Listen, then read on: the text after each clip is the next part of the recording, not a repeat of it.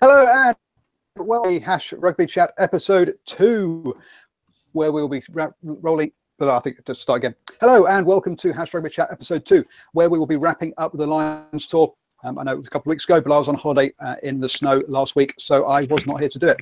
And we'll also be talking about Super Rugby. We have hit finals time. Yes, after 17 rounds of predictable rugby, we have got the 8 teams we expected, give or take. And finally, the Oceania have been qualifying for the Rugby World Cup, so we'll have a quick chat about that as well. So that's what our 5 questions will be about tonight. And joining me, first up, we have Daniel from the Scottish Canon. How are you doing, sir? Good, mate. Good to be on the Rugby Chat after I missed the first one. Yep.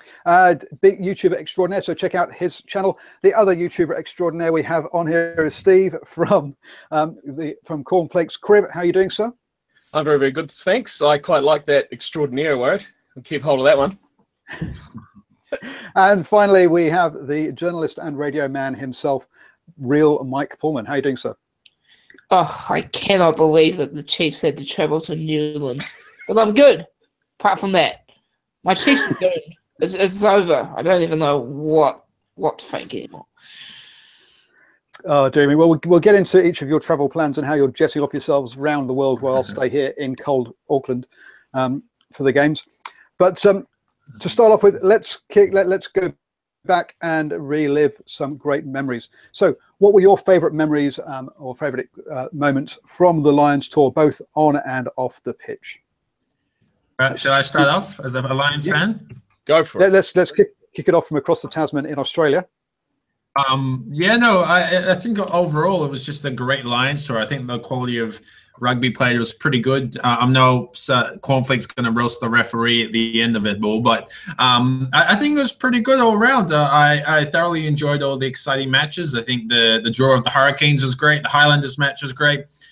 The Lions beating the All Blacks at home in Wellington was great, and then that final game just was intense all the way through it. So I don't think there's a specific moment for me, but I think just the overall tour is pretty good. I'm not going to roast the referee until the end when it's like the low point of the tour. Then we'll talk about referees and little pieces of plastic they were in his pocket. I kind of agree. That's the sort of thing I was going to say as well. I thought just overall how the tour kind of built with the Lions as they toured as well. They started off rubbish with the Barbarians, who were just, semi-amateur guys built into some Super Rugby kind of guys, and then they got better as it went on before ultimately they got to what they would consider their best right at the end. So, well-structured little tour. I think it made a difference having the Super Rugby teams in there opposed to the NPC teams. So, overall, I just think good quality games throughout and was good watch as well. Good competitive games the whole way through. Yeah, I'd echo all of that. Actually, it was a really exciting tour and hyped up, and I felt like the Lions. I was hoping that they would win at least one test here, and they did that, and not without controversy. But I really enjoyed it. I actually had a mate that came over to my house and we watched like all the games together. It was like our rules. So I really enjoyed it, and it's great for the country, and it was really cool to see like the fans on social media and like DrivingMaul and how excited he was getting. It was awesome. So nothing but positive vibes for me. Well, I was down after the first 2 games. So I went to Eden Park. I saw the Lions lose against the Blues, and I did think we were in for a bit of a drubbing at that point. I've got my my Lord of the House of Kiwi versus House of Lion Game of Thrones t-shirt on for this one. But at that point, I thought there was a good chance the Lions would go through and lose every single game, as some of us had been predicted. So that was a low point for me, definitely. And then I think probably the high point from a playing point of view was the way that the New Zealand Maori were put away, because we really were expecting something more from them, and the Lions really stood up and that game, and also the Crusaders, I think, were probably high points for me from again things off the pitch. I think it was when a couple of key moments being in Hamilton for the Chiefs Lions game, and someone stopping me in the street going, hey, you're that guy I recognise off YouTube. That was kind of cool. A little bit of fame. Obviously, the hat works. So that was good. And also another nice bit out of this was I went and met Llanelli Warriors, who are a mixed ability team. So guys who so average people like myself, but also people who have got Down syndrome and other handicaps. As long as you're prepared to take a tackle, you're welcome to have a go. So going down and watching them play at College Rifles was great, and watching the Hurricanes game with them afterwards showed the whole spirit of rugby and what this tour meant for me. So those, I think, some of the things off the pitch like that were very cool. Now, Mike, I know you got to a couple of games, but and obviously, as you say, you had your mate's ritual around your house. But did you bump into? I think you were at the Chiefs game. Did you actually bump into any of the players or get to any of that kind of experience? No. I was pretty unlucky to miss out on media opportunities for the Lions series. I did the All Blacks Samoa game, which I guess you couldn't count as part of the DHL series. Just a high point of the tour for me was actually, and you're going to hate this, but it was the Blues beating the Lions, because it's I don't know. I mean, the Blues are just, in the recent week, they've been terrible because they lost to the Sunwolves, but it was just so great to see them get up and for that game, because I thought of all the games on tour, I rated the Barbarians better than the Blues, to be fair, and to see them actually win in that Sonny Bill Williams moment, and just shows, Sonny Bill's a pretty dividing figure, but I mean, that was just insane, that the offload that he had, and so.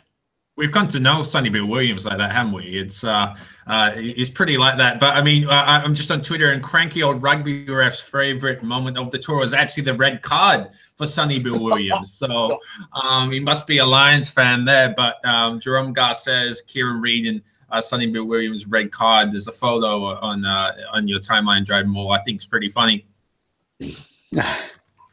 But as old Kiwis, I don't think it's probably your favourite moments, is it? Oh, well done to that referee. I mean, he has some bloody balls to send Sonny Bill Williams off. I mean, Sonny Bill Williams, it's a big name, and you're going to send him off?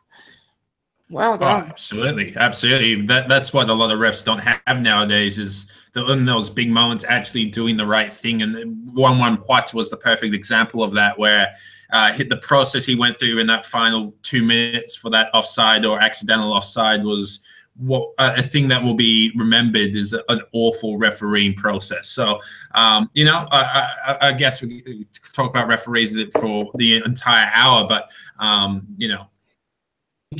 a lot of people are blaming the referees and not actually remembering how good the Lions tour actually was. And just for a note, I didn't bring up referees. I'm a referee, so I get to do it.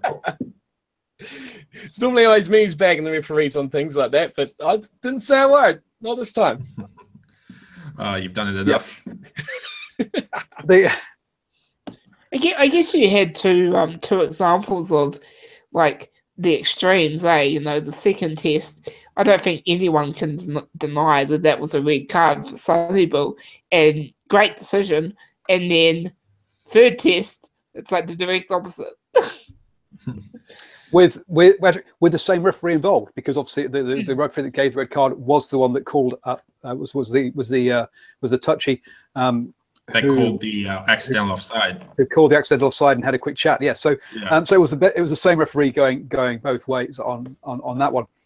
Just France, that's the problem. Kieran Reid was offside, though. I mean, let's be honest. No, Kieran Reid was offside he wasn't. from the kickoff. He was not offside from the kickoff. I slow-moed it down, and he was onside. He was on the line when it was going to kick from, so he was fine. And then people saying he was taken out in the air. Nope, absolutely wrong. I think a lot of other people were didn't really know the laws of rugby and when they applied there. But yeah, it was definitely a penalty. Marginal. So anyway, we'll leave that one to one side, because there have been articles and whole forests of trees destroyed writing about that one incident in a 10-game tour. So that's that obviously finished 1-1 and a draw at the end there. So on to question 2, with this being obviously a New Zealand focused show, where do we think that leaves the All Blacks heading into the Rugby Championship, having had their sort of having lost and drawn a game already this season, only won 1 out of 3 games. That's unheard of for the All Blacks. They're in perfect shape. They're right where they want to be.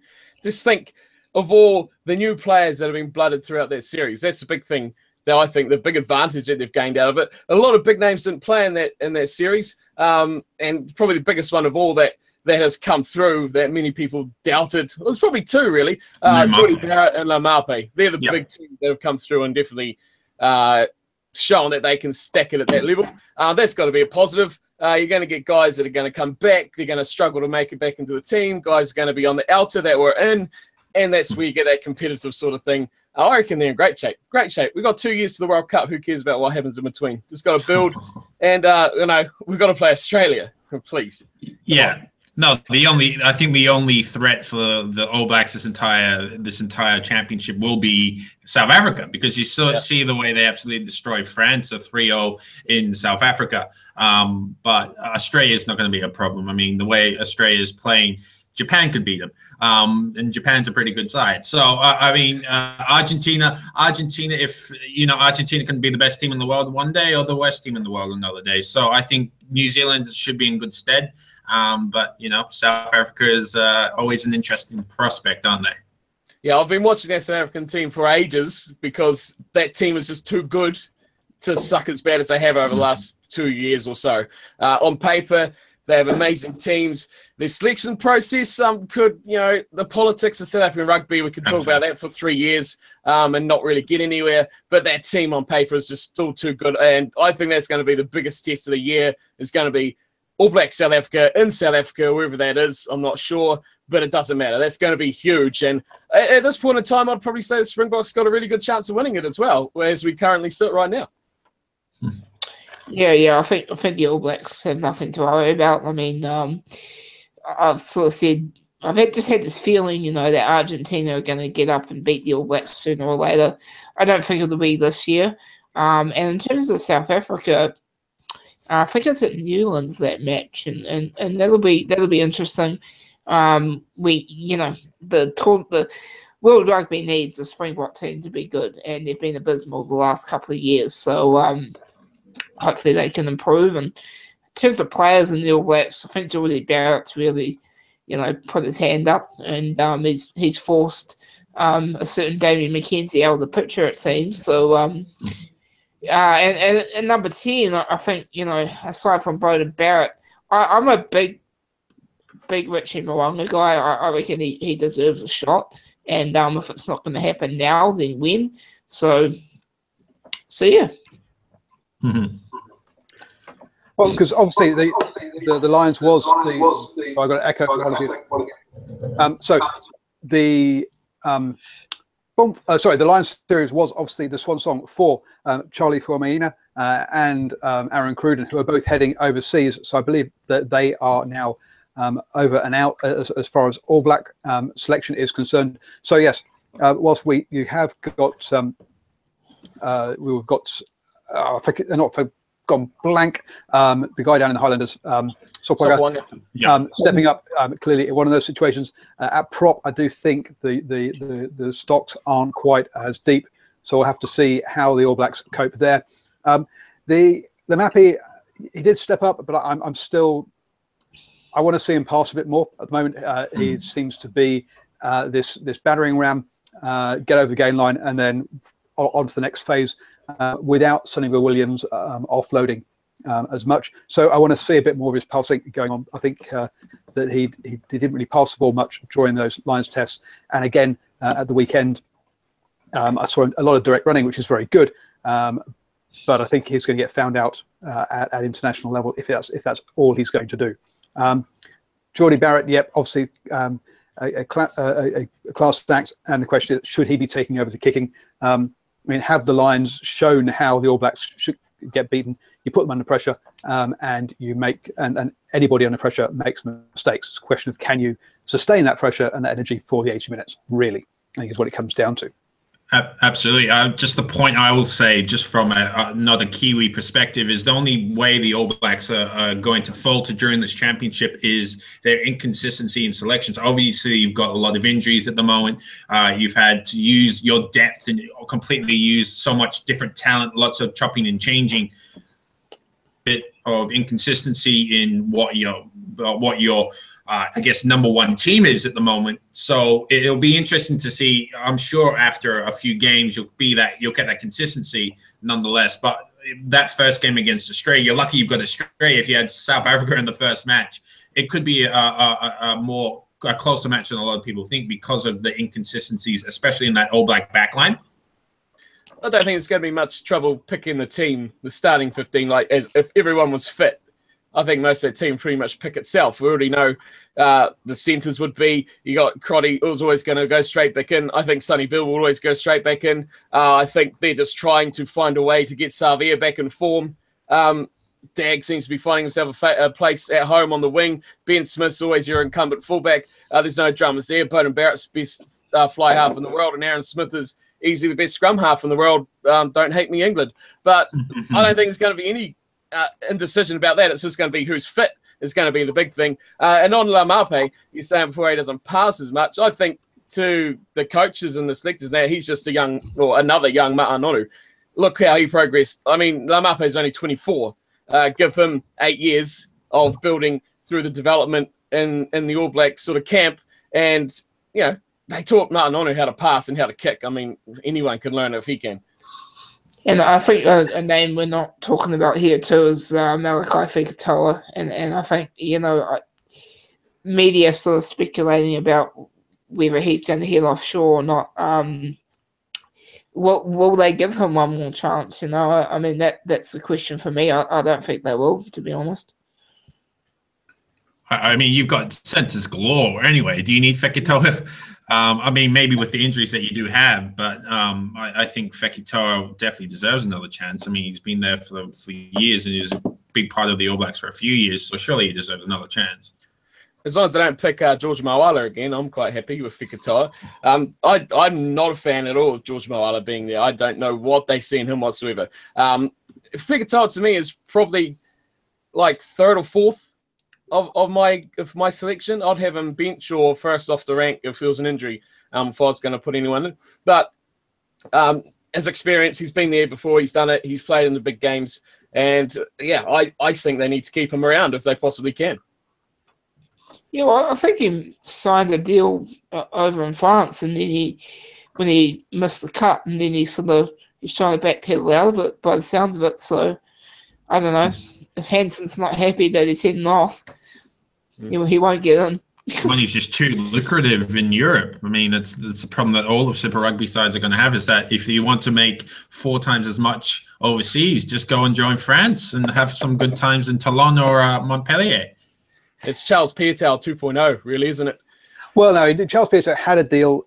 He agreed it. He just didn't sign it and send it back. So I think the Charles Piutau one is a unique thing. They lost faith in him because they felt he had broken the trust because they had agreed a deal. So I think as long as you have that same line, though, he is flirting that same line at the moment. Yes. One of the comments on here is that he's been playing 13 for the Blues all year. He started at 13 for the Blues, but has moved out to the wing. That experiment I think they're going to let him learn his trade more at the wing and move him in later as he gets older. I don't think he is going to be he's a shoo-in into centre at the moment. I think that will come with time. So moving on to the next question now. So let's move on to Super Rugby, and we did touch on it on the way in here. How do we grade the Blues season? So we also had if we look at that back line, we had Pulu in there at 9. We West in at 10. You then had pretty much nearly an all black Sonny Williams, Moala, who, whilst Cornflake doesn't rate, does have all black caps to his name. Duffy playing on one wing, who was scoring tries for fun. Collins, safe hands at the back, and Rieko Iwani on the left. We had a very good attack, a fantastic back line outside of West. And then obviously a forward pack with Charlie, Luatua, Kano, Ikiriwani. There's clearly a class side there, and yet they've ended up obviously not coming 8th, but not qualifying for the finals. How do you rate their season? Pass, fail, success? Fail. Absolute fail. Yeah, I'm done with this team. I mean, you got all the players. You got, like you said, you mentioned them. The problems with this club are higher up. I'm certain of that. You know, I don't know what it is, but let me tell you something. Terry Black ain't going to save them. Sonny Bill Williams ain't going to save them. Tana Umaga has not saved them. Something needs to change. It's a joke. They lost to the Sunwolves. Give me a break. What were they doing? Were they? I think they were on holiday when it came to the Sunwolves game. I don't think many people really cared about the last weekend outside the people actually making the finals. So, I mean, I don't think that final match is really something you should really dig into. It's just it's a match. The Sunwolves, in front of that Tokyo crowd. I mean, I don't think it was that bad. And it's good for the Super Rugby as well that the Sunwolves are beating sides like that. So I don't think that one final match at the end of the season is really something to get too upset about. But the Blues have been terrible all year. I think it's better than last year, but still, I don't think they can pass anything better than a failure. Despite what the talk has been, the team has been great. They've unearthed some good new talents. I mean, that little Collins guy at the fullback has been quite a good guy that they've brought in. I mean, the guy like Perafeta is a guy that they need to absolutely smash into that number 10 jumper and make sure he becomes good. Despite anything else happening, that has to be number one priority, that he becomes good, because he's got the potential. I mean, to come and have your starting debut against the Lions and put in a pretty good performance as well. He wasn't that bad for a kid his age. He's one that has to play a lot of game time next year. He's got to be really into that setup. I mean, they've just like you said, they've signed Teddy Black as well. So he's got to share the reins there with him and try and guide him, to grow in that blue setup with that talent around him. They need to get better. They need to be finishing up and competing for playoff positions. That's just got to improve. The Blues, who takes a rap? That's what I said on Twitter earlier after the weekend when they lost to Sunwolves. Who takes a rap for the season? I mean, Tana's been sitting there going, give me a couple of years, whatever. But, it's not got any better. And you can't wear a Blues shirt after that season either. I did in my predictions earlier. Jeez, I know, I've seen it. I was going to reply and say you can't wear that shirt after that. Tana Umaga, it hasn't worked. I mean, I'm sorry. He's a great All Black. We get that. It hasn't worked. Time for someone else. Well, oh, no. Okay, right. Let's just rewind a couple of things here. First off, the Blues are better than they were last season. Absolutely. Okay? Yes, for sure. They're definitely better than they were last season. So it is a step forward. The big hole in the team has been number 10. They've not had a decent fly half since Spencer. Since ever. Yeah. Since who knows when. So that's the big problem. Now with both the tens, our tens leaving, I think Black is going to be the man given the reins first off to lead the way, and then after that we are looking at. But we'll look backwards first. Let's review the season. This season's got to go down as a failure. I don't think it's about the Sunwolves game really. Yes, that was a nail in the coffin at the end. It was a very poor last game. But to me, it comes down to the fact that the Blues didn't beat any New Zealand sides this season, and for me, that is what has been really the killer of this season. Is they needed to beat at least one of their fellow conference teams' games to show that they can potentially finish in the playoffs positions. Because at the moment they can't do that without beating a New Zealand side. And so not beating a New Zealand side to me was what made this season a failure more than the Sunwolves game. I think they lost maybe twice, was it, against overseas opposition. can't even be that many because they've lost. No, they lost one and only to the Sunwolves because they lost 7 games, 6 against New Zealand sides and 1 against the Sunwolves. So they beat Australia, clean sweep Australia, and clean sweep South Africa. So right, clean from sweep that, Australia. Yeah. True, but you still got to win those games. You still got to beat the people who turn up, and to have won all that. So from that point of view, it's been a good season. To me, the bit downside has not beating a New Zealand side is the big thing. Now, also, so Mike, you'll throw the whole setup out and start all over again. That's not going to happen. Tanner is going to be here next season.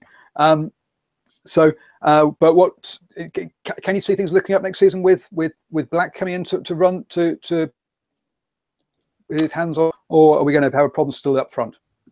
I don't know. I mean, Terry Black's a great talent, and he's been long rumored, talked about for a long time now. So it's probably his chances next season to really make an impact. But yes, the Blues haven't been the Kiwi side, but I'm sure we'll touch on this later. The Lions haven't even played a Kiwi side, and yet they're potentially going to host the bloody Super Rugby final if all goes to script. So, I don't know. When you said Lions, I was going to say, oh yeah, but hang on, the Blues did beat the Lions, which is more than the Crusaders. Right. So there is that kind of piece of it as well. Okay, so I think we're all around saying it's a failure, and we have different degrees as to how much. Some people are throwing themselves off the top of the Sky Tower. Just imagine being a Waratahs fan right now, though. You've got nothing to worry about. I've been asking for Daryl Gibson to go for the last year. He's probably going to stick around for another year, so I'm going to have another year of failure, I think, before anything looks back on the up. So there's nothing wrong with the Blues compared to Australian rugby at the moment. There is that, and I must admit the way that whilst we talk about all the politics, and I'm just going to quick diversion here, whilst we talk about all the politics and how messed up South African rugby can be at times, they have handled the reduction of their teams extremely well. They clearly have seen the writing on the wall and have taken the time when Sanzar's been kicking the can down the road to put things in place and to organise things. Whereas clearly with the ARU, what they've done is, oh, well, we haven't been told the decision yet, so we'll just do nothing and sit on our hands. Oh, no, that's not what you do. You put contingency plans in place. You don't just shoot. But it doesn't help that the Force and the Rebels have all taken legal action against the ARU. I mean, what else can you do? It's an absolute farce over here. So nothing wrong with the Blues compared to Australian rugby. It's a scary omen for the bloody Waratahs too. When you think about it, they won the comp 2014, and they've been crap ever since. They made the semi-final the following year, and then they've won 10 or 11 games out of 30, 12 games out of 30, I think, under Daryl Gibson. So if 40% win record is not something to see the caliber team of the Waratahs for him to go, I don't know what is. I'm sorry. And players like Israel Folau, I mean, with the talent. Foley. There's so many Wallabies in there, and yet nothing against the Force, but I mean the Force are absolutely destroyed the Waratahs in the last weekend. So the Waratahs are awful this year, and there's nothing. They're a disgrace. I said it on Twitter, and Gibson and half of the administration needs to go. Maybe they'll cut the Waratahs. Yeah, see, that would kill Australian rugby if that was to go. Yeah, and I think what we're seeing here, actually, in both the Waratahs and also the Reds, is the lack of a coaching pathway. There isn't, to make it into a Super Rugby franchise as a coach in New Zealand, you've got to have run a Mitre 10 Cup team properly for a good amount of time beforehand. The NRC is only 3 seasons old. Sorry, I think is this his 3rd season? This will be its 4th season. There isn't that pathway where the coaches have proved themselves at the level below before coming up to Super Rugby. And you're seeing with Daryl Gibson and also the guy at the Reds who I've just gone, Styles at the Reds. Nick Styles, yeah. Are 2 guys that have got, who are clearly good coaches, but are just totally out their depth and don't have the experience to handle the size of organisation that they're in now. Absolutely. And that's where where it's all gone wrong, and that's so. It's perhaps unfair on the individuals. It's the structure there of the coaching pathways as well, which is a total divergence. But hey, it's all fun.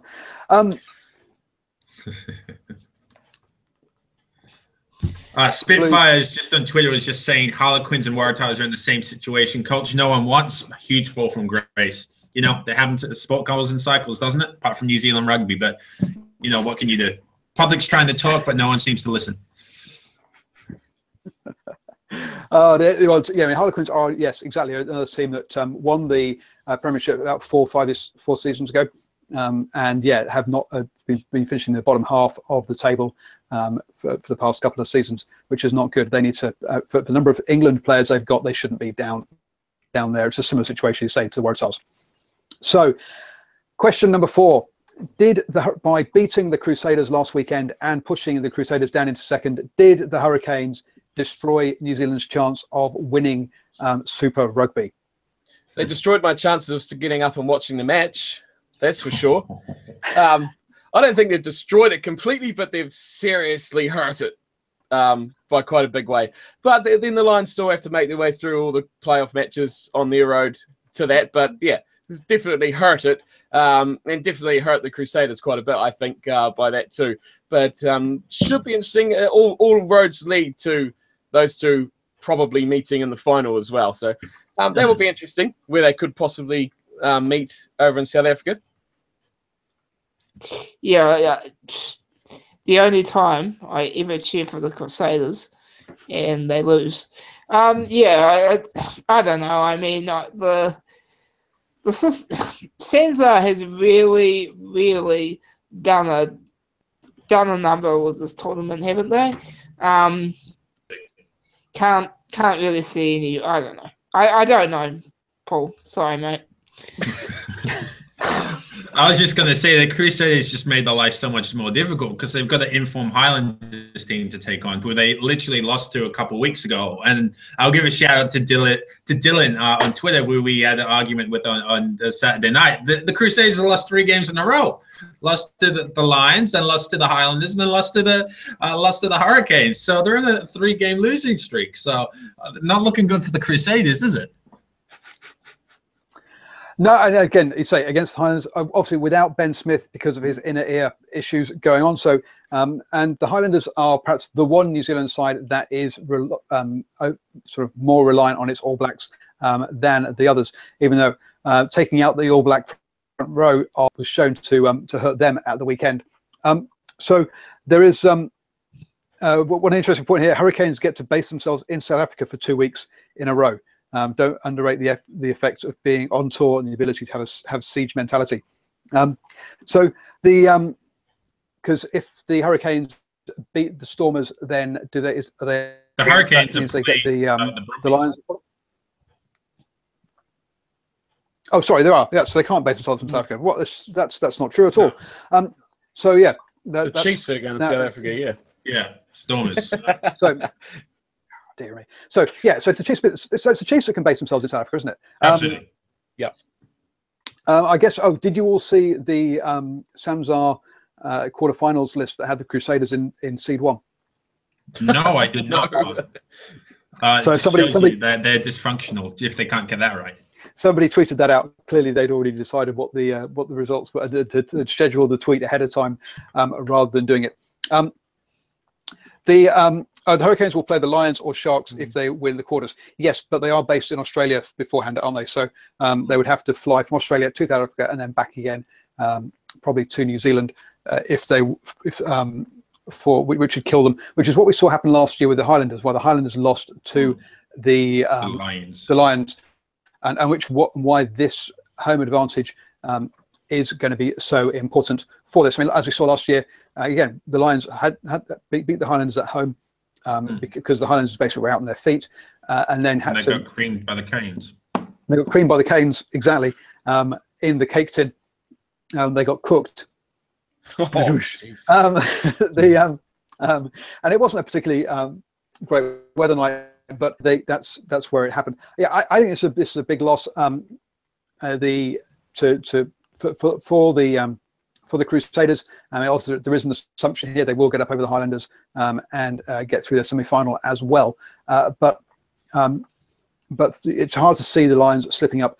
They've won their last 5 games against the Sharks, so we can see them cruising through that game. And yes, including last weekend. But those are always kind of strange ones, aren't they? How much were the Sharks hiding what they can do, ready for next weekend or ready for this coming weekend? Did they have any tricks up their sleeves that they deliberately didn't show that we'll see this coming weekend? We'll have to wait and see. We've had coaching tricks like that before happen. Well, we saw that kind of we saw the coaching change between the Lions and the All Blacks, for example. But so I'll be interested to see if either the coaches come up with something different or new from that one.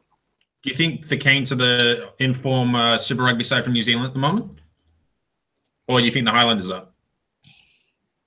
Well, the Hurricanes have to be surely after beating the Crusaders.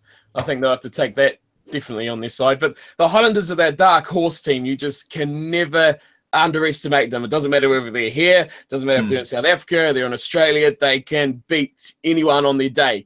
They have just that spark of X factor just somewhere in that team that can just do something ridiculous. The Cheetahs know exactly what we're talking about. But yeah, the Hurricanes going into it have to be form leading with the Crusaders. But yeah, I wouldn't discount the Highlanders. Even this weekend, you'd pick the Crusaders, but you've always got that thought that the Highlanders could do something special. The Brumbies to cause an upset over the Canes, I'm calling it now, in freezing Canberra. They rested 12 players. And Christian Lealiafano's back. That's awesome too, I think. Yeah. Absolutely. So a big occasion for the Brumbies. And, you know, if they can beat, I don't see it happening, but it'll be a huge win for the Brumbies if they can do it with Christian Lealiafano and breaking that 25-0 hoodoo of New Zealand versus Australia teams this year. Not going to happen. And obviously it's the last chance, isn't it? It either gets broken now or it becomes 26-0, and then we move on to the Rugby Championship. We'll have to wait and see on that one. So on Friday night, just so everyone's aware, and the link is down below in the notes. Myself, the Scottish Canon, and the Rugby Roundup podcast are going to do a live post-game reaction to that game. So do come onto YouTube straight after that game, and then on Saturday, I'm doing a live post-game reaction to the Crusaders Highlanders game, and I think Cornflake's going to be on that one, and I'm trying to line up the second person for that one. So, Mike, if you're free on Saturday, I'll be there. I'll be there. There we go.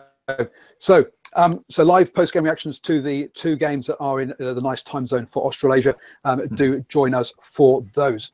So the other big thing that's been happening this weekend, or over the last 3 weeks, has been Rugby World Cup 2019 qualification for the Oceania teams.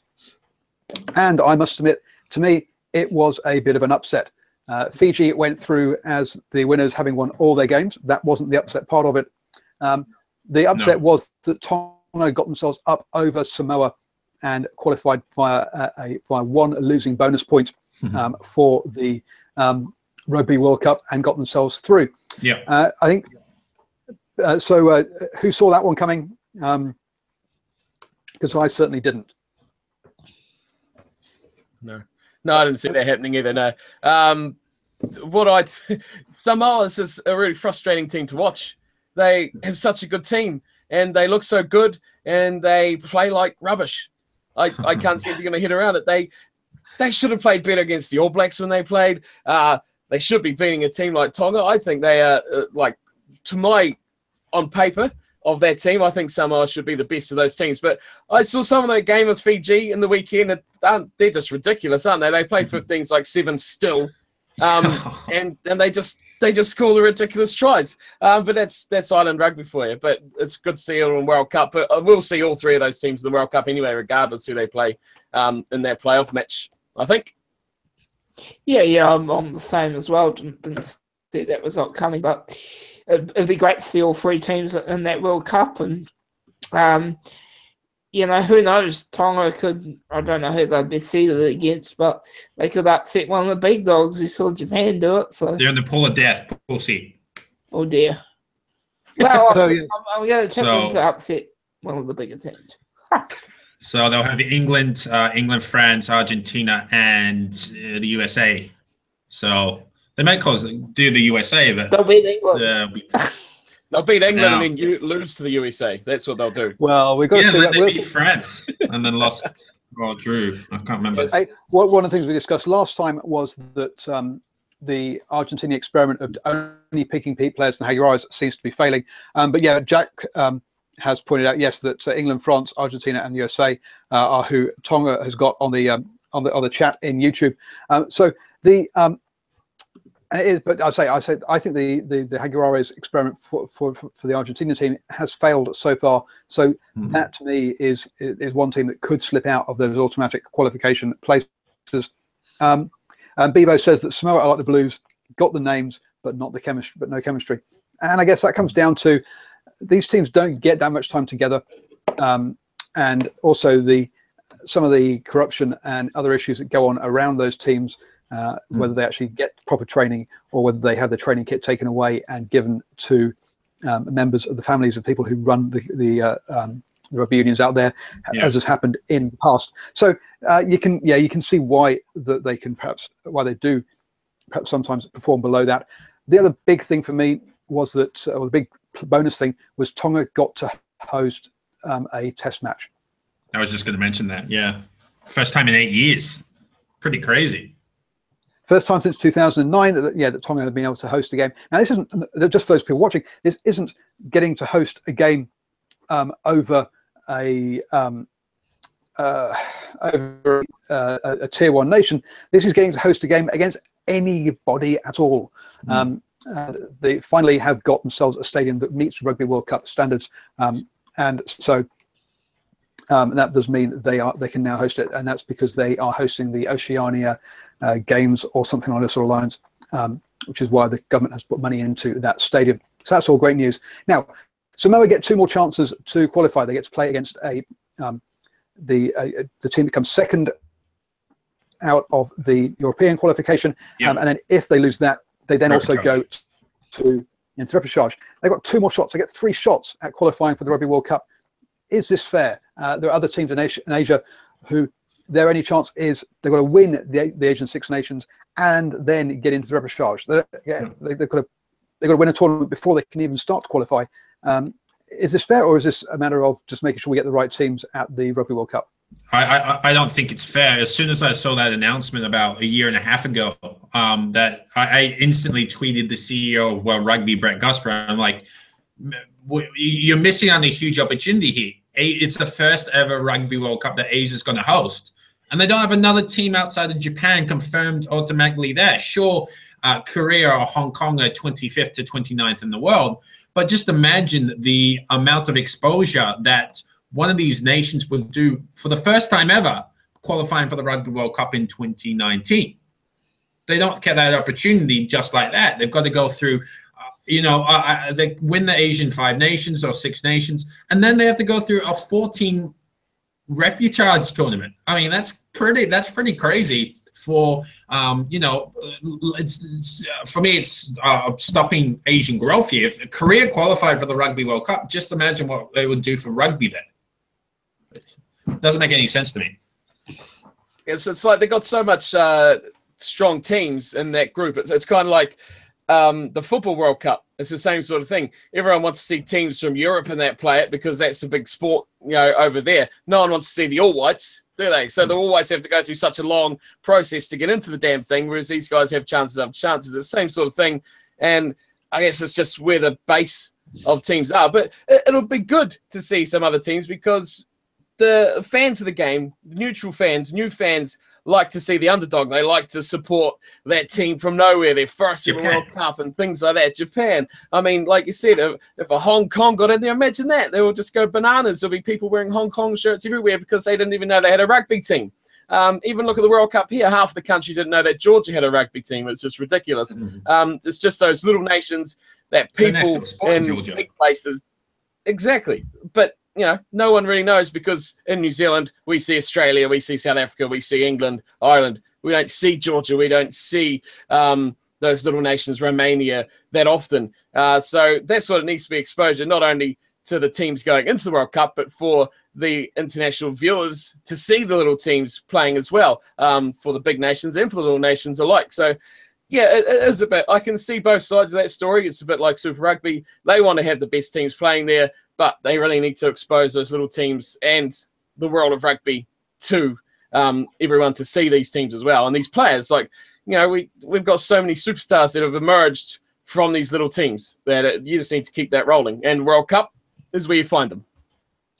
Yeah, just make some good points. That Korea apparently lost to Japan 90-0, and at full time had a 50-meter penalty and decided to kick the goal, even though they were losing 90-0. So there is that side of things as well that we don't want to see them getting. If they get thrashed 90-0 by Japan, how much are they going to lose to the All Blacks? And the thing is too, you know, like I can see both sides of the argument, but if you're gonna, this is no disrespect to Japan, but if you're gonna take the World Cup into that Asian market, which is really still a new market for rugby, you would think they did want to give, you know, these smaller countries a bit more of a realistic chance of, you know, of being in that tournament.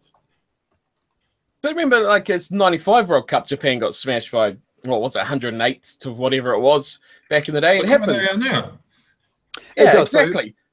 One of the big things about the 2015 World Cup was that those gaps had narrowed, and that the average whilst the and that was one of the, especially one of the good things. Now, Joshua Pearce says, let Korea establish a pro team in Japan League first. Now, there's a whole bunch of issues around Japan domestic leagues that would stop that, but I think it was still 145-17. Apparently, it was that score. But yeah, I guess for me, if you look at the qualification process prior for the 2015, it was very simple. Teams had a go, and if they didn't get it, they got chucked out into the repechage. Now, I think what you could have done is taken the the Asian automatic qualification role place and given it to Pacifica. So 2 teams did automatically qualify, and the other one went to the repechage. And that would have made it very simple, rather than having these extra hurdles that you can go through and make it extra hard for other teams to make it, making it uneven. I think it would have been much easier if it had just been a fair one way to do it. But there you go. That's my. I just think a point on that is the Rugby World Cup is also a major tournament to actually get these World Rugby moving, getting World Rugby to grow into new markets. It's not just, we've got to not look at it more than just a one-dimensional approach. Sure, it's going to be all about the All Blacks and Australia, England, or whatever at the end of the tournament. But during the pool stages, we want to see those minnows really start to come up, and we want to see World Rugby grow. If we don't take it to new markets, we're going to stay in our own bubble, and that's not how you expand rugby. That's not how you grow rugby. And rugby is one of the fastest-growing sports in the world, and we've got to keep it going like that. We can't just keep in our own small little ball, because we'll not go anywhere. If you are sure international rugby is great, but it can be greater in 20 years if we start developing these nations. Yeah, it should. Perhaps actually next week what we'll do is we'll talk about whether we should expand the World Cup to 2014. So have a think on that one over the next week. So I think we're getting towards predictions time. So let's run through the Super Rugby quarterfinals. And let's kick off with Brumbies versus the Hurricanes. We'll start over in Australia. How do you see it going? It's hard to not tip the Canes here. I mean, the Brumbies have won 6 games out of 9. But the thing for the Brumbies is they've been losing very close matches. I think that they lost something like 9 or 10 games or 8 games by less than 7 points. And that's why they had so many losing bonus points. So all it takes is them to win a game. These are good defensively, but I don't know if they have the scoring prowess that will outscore the Canes. So if the Brumbies are going to win, it's going to have to be a forward-dominated game through the maul. The best rolling maul probably in Super Rugby is the Brumbies. They've got to score tries that way, and that's the only way they're going to score tries. Aiden Toa's been injured. They've got some injuries in the outside backs. Bringing Christian Leali'ifano in for the first time in a year Is he match ready for a Super Rugby quarterfinal? Don't know. I think it's too hard not to tip the Canes here. And the key, like you say, the Canes have to score. I mean, the Brumbies, I should say, have to score more points. They're not going to win like a 7-5 or 9-6 scoreline. They're going to be big. There's going to be points, and they're going to have to score tries, or they're going to get left behind because the Hurricanes are going to kick to corners. They're going to take taps. They're not going to kick for goal all the time. Like they only took 4 or 5 kicks throughout the whole season so far. Before that, so they're not a team that's going to do that. If the weather plays right, which I expect it should over in Australia because it's always sunny, isn't it? No, it's 0 degrees in Canberra. Come on, don't say that. Don't say that. No, it's going to be sunny. It's going to be sunny, fine, dry ground, beautiful conditions for running rugby. That's what it's going to be like, and the Hurricanes are going to run rampant all over them, and we're going to put on the half century. Yeah, I think the Hurricanes will what's your margins, guys, as well, please? Not just not everyone's saying Canes by 10. See, I have to think about that one. I think the Hurricanes will run rampant, probably, I don't know, 35-18. Don't know. I'm going to pick the Hurricanes by 22. Bloody hell. Well, I'm the most conservative. I'm going Hurricanes by 7, but there we go. So next up, Crusaders versus the Highlanders. Mike, how do you see that one going? Yeah, really looking forward to it. And the Highlanders are a dark horse, but it's in Christchurch, isn't it? It is down in Christchurch, yes. Yeah, I can't see the Crusaders losing a quarterfinal. And I've had a feeling all year, well, since the start of the season, that Crusaders, might just win the title this year, so they're going to have to do it starting this weekend. I think they'll win it by about 10.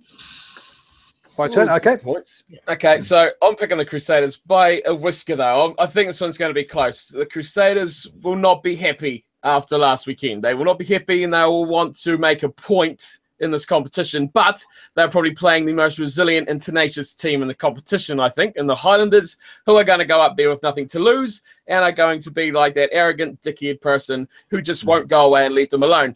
I think this one's going to be close. You're going to see both teams, especially the Highlanders, are going to throw caution every which way they can to try and force the Crusaders into being in an uncomfortable position and to not wanting to play how they want to play, which is going to be difficult for them to do. But if any team can do it, it's a team like the Highlanders. I'm picking the Crusaders by just 4. Wow, that is a close one for you. That is very close for me. You'd be proud. Throwing a spanner in the works, I'm going Highlanders. Crusaders lost 3 in a row. Psychologically, it's getting to them. And the Highlanders are just in really good form. Sure, they had a very slow start to the season, but look at where they are now. I don't know the stat, but they've won like 10 over 11 games or something. I think they'll be pretty. It's probably a bit too good, but it's hard to go past Kieran Reid and his leadership. But I'll go Highlanders by 1 point. Well, the comments just said it was Mitchell Hunt last time they met too, wasn't it? With that drop goal, that ridiculous drop goal. Well, wasn't it after the bell, or was that another game? No, it was about 81st and something seconds minute. Yeah, crazy. Yeah. So I'm going Crusaders by 5, which puts me very unusually as a larger margin than Steve. I think it's probably the first time in picking history with that one. Okay, we then head over to South Africa. So Lions versus the Sharks. Go, Steve, you can go off on this one. Jeez. This one's probably the biggest no-brainer of them all. You talked about earlier, the Sharks might have something in up their sleeve, but I don't think the Lions can stuff things up 3 times. They arrested everyone and screwed up top of the table last year in Argentina. They did it again this year, and now they've got a chance. They've managed to recover it. They've got an opportunity. They can't stuff it up 3 times. They'll be putting away the Sharks. I think they will know exactly what's going to happen. They're back at home as opposed to being away. They'll blow them away. I'm picking. We're going to go by 29 points to the Lions. I'd like to think it'll be close, but I just can't see it. The Lions they're just too clinical this year. Yeah, I've got nothing much else to add from Steve. I'll go Lions by 20. Bit more realistic, I think. Yeah. I was thinking that Lions by 24. And as usual, I'll come with the smallest margin, Lions by 14. And then for me, I think the hardest one of the weekend, perhaps to pick, the Stormers did beat the Chiefs earlier this season at home. They're hosting them again. Yes, the Chiefs put it beat by like 40 odd points last year at this time, but I think the Stormers are a different beast this time round. So, Mike, as our resident Chiefs man, how do you see the Stormers Chiefs going? No Charlie Ngatai, Tim Nanai Williams comes back. Stephen Donald potentially playing at 12. I think the Stormers, I just the scenario for the Chiefs, and it's in their minds, they're already talking about it. If they win this game, they have to come back, play in either Hamilton or Christchurch, and then if they win that, they go away for the final. So, no, I think the Stormers are going to win. They won there earlier this year, and the Stormers are a much different team this season than last. So, Chiefs, it's not their year, I'm afraid. So, how many buy for the Stormers? I'm going to go 15. Oh, big win. Daniel? That's a bit big. I'll go Stormers by 7, but I'm just going to go out on a limb and say whoever wins this game is not going to make it to the final anyway. So, I think regardless, either playing the Lions, the Crusaders, or the Hurricanes, either the Stormers or Chiefs are going to get smoked in the semis. So we'll go Stormers by 7 points, but I think it's a losing battle for both teams anyway. Well, that's a bit harsh. The good point is made in the comments by Jack here saying, of course, as we all know, the Lions have never played or haven't played a New Zealand team this year. But I did counter that, and I think it's a fair point that the New Zealand teams have never played the Lions this year either. So you can say that, the Lions, they haven't played, they don't know what to expect. New Zealand teams look so good, but the Lions have beaten what's in front of them. They've taken them out, and they've dominated, really. So the advantage and disadvantage goes both ways. Whoever plays them, the Sharks this week, they'll know, but the New Zealand team that comes up, they still have to play the unknown that they haven't played against either. For the current game we're looking at, I'm going Stormers as well. The Chiefs have just been a bit too wishy-washy this year. For me, they've been on and off. They've been injured. Half their teams are the hospital ward, and they just can't seem to really smack down their exact template of what they want to do. And going over to South Africa, we know what they did last time, but I can't see that happening again. I really like the Stormers. I think they've developed well this year and become a lot better team than they were, say, last year for that. And I'm going to pick the Stormers by 12 to win this one, home advantage to get them over the line.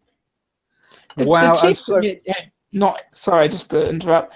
Chiefs have not had any leadership this year. Penalties have been atrocious. Sam Cane, not a leader as far as I'm concerned. And there's just so much focus on Aaron Cruden and his departure.